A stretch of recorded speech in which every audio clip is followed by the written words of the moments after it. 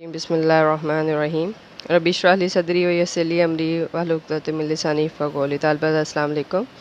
हम सराब मंजिल पढ़ रहे थे जिसमें हमने यहाँ तक पढ़ लिया था कि मेरी खुद फ़हमी में इस मजबूरी को एहतराम का नाम ही देती रही।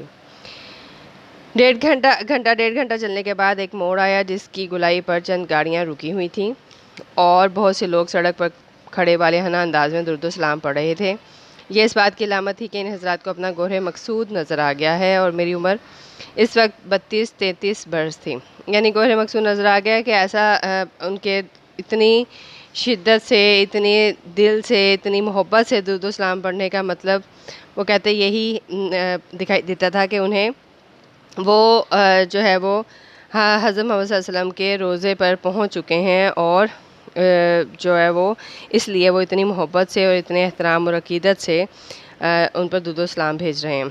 इस तवील अरसे में मेरी आँखों ने ज़िंदगी की कसाफ़त और रज़ालत, यानी कसाफ़त कहते हैं मैल कुचैल को, रज़ालत जो है वो मतलब घटियापन, आपके अंदर की बुराइयां जो होती हैं, रकाकत, हकारत, खबासत के अलावा और कुछ बहुत कम देखा था। यानी वो कहते हैं कि मैं बहुत कम उम्री थी मेरी, तो और मैंने मेरी मतलब मुझे अपना आप उस वक्त ज़रा साफ़ सुथरा महसूस होता था।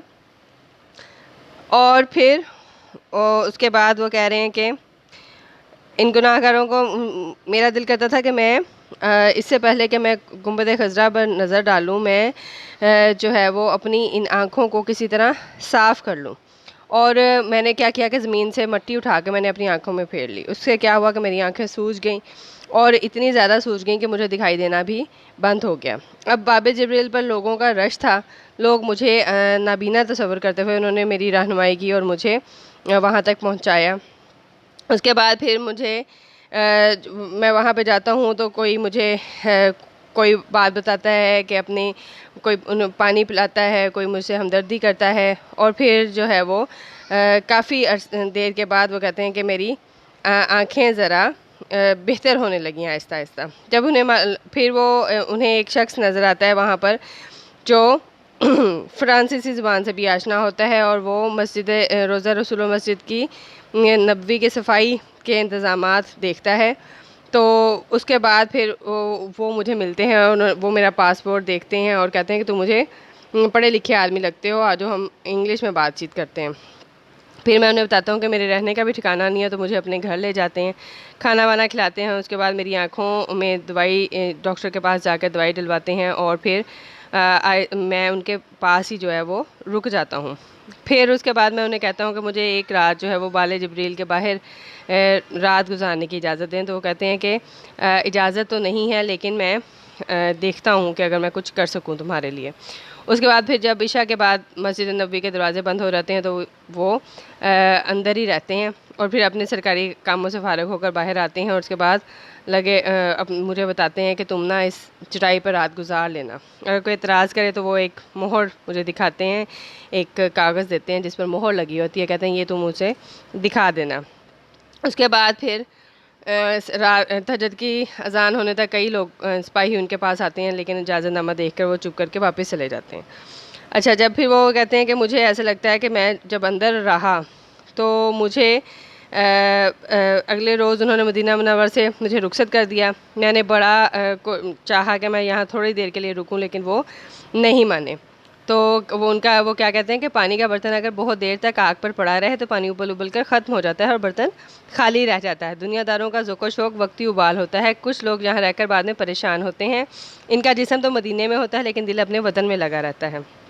इससे बेहतर है कि इंसान रहे तो अपने वतन में, लेकिन दिल उसका मदीने में लगा रहे। यानी तुम्हारे अंदर ये तिश्नगी बाकी रहे, तुम्हारे अंदर ये मोहब्बत बाकी रहे। वो कहते हैं कि अगर तुम यहाँ पर ज़्यादा वक्त गुजारोगे तो तुम यहाँ से उकता जाओगे और फिर तुम्हें अपने बाकी पिछले मामलात, अपने अजीज़ व कारब, अपने बहन भाई, अपनी बीवी बच्चे याद आने लगेंगे।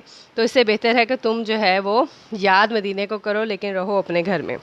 फिर वो कहते हैं कि वो बसों के अड्डे तक मुझे छोड़ आते हैं और मैं वहाँ पर देखता हूँ कि एक स्याह फ़ाम अफ्रीकी जवान नंगे सर धूप में पैदल चला रहा है। उसके साथ उसकी बीवी भी है और छोटा सा बच्चा भी है।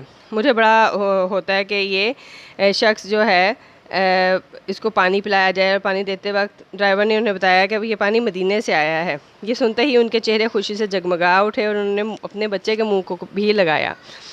यानी वो कहते हैं अकीदत मोहब्बत हर तरफ वहाँ पर फैली हुई है, वहाँ की फ़ज़ा में है, वहाँ के लोगों में है।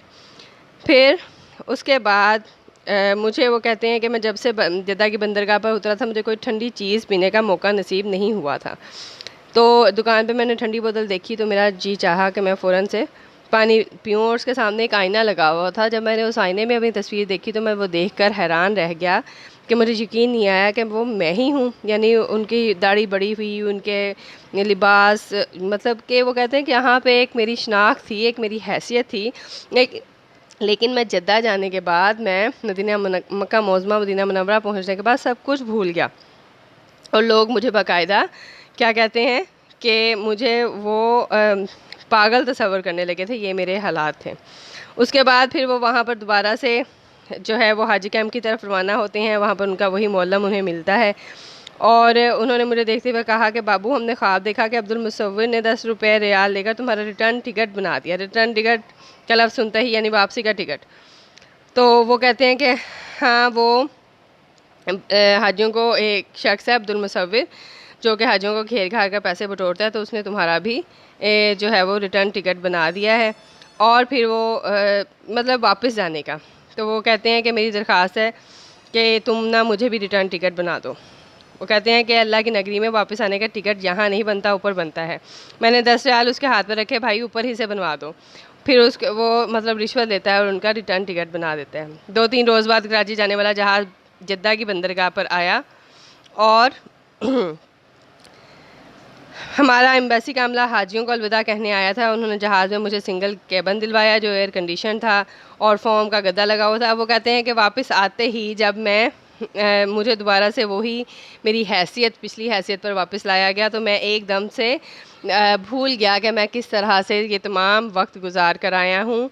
और मैं दोबारा से अपनी जो है वो दौलतियाँ झाड़ता हुआ सर पर भागता हुआ आया, जो मेरी अना का बेलगाम घोड़ा, और हिनहना का सनो अपने थान पर खड़ा हो गया। मतलब कि इंसान वहाँ पर जाकर अपना आप भूल जाता है। वो सिर्फ़ और सिर्फ जो है वो अल्लाह और उसके नबी की मोहब्बत में सरशार हो जाता है और उसे अपनी हैसियत, अपना ओहदा, अपना हसब नसब सब कुछ भूल जाता है। लेकिन जैसे ही वो वापस आता है, दुनिया की रंगीनियों में गुम होता है और जैसे ही वो दुनिया की तरफ लौटता है तो वो अपनी हैसियत, अपनी शनाख्त, अपना गुरूर, तकब्बुर, हर चीज़ उसके अंदर, और जो नफ्स जिसको वो अपने तौर पर मार आया था, ख़त्म कर आया था, वो दोबारा से ज़िंदा हो जाता है और इन ख्वाहिशात और इन हैसियत के साथ वो दोबारा अपनी असली हालत में वापस आ जाता है और फिर वो दोबारा से अपना मनसब संभाल लेता है। ठीक है, ये हमारा था सराबे मंजिल, यह हमारा आज मुकम्मल हो गया। अब इससे आगे हम इंशाल्लाह गज़ल पढ़ेंगे अगली। तो आप लोग इसको अच्छी तरीके से पढ़ लीजिएगा। अपना ख्याल रखिएगा। अल्लाह हाफ़िज़।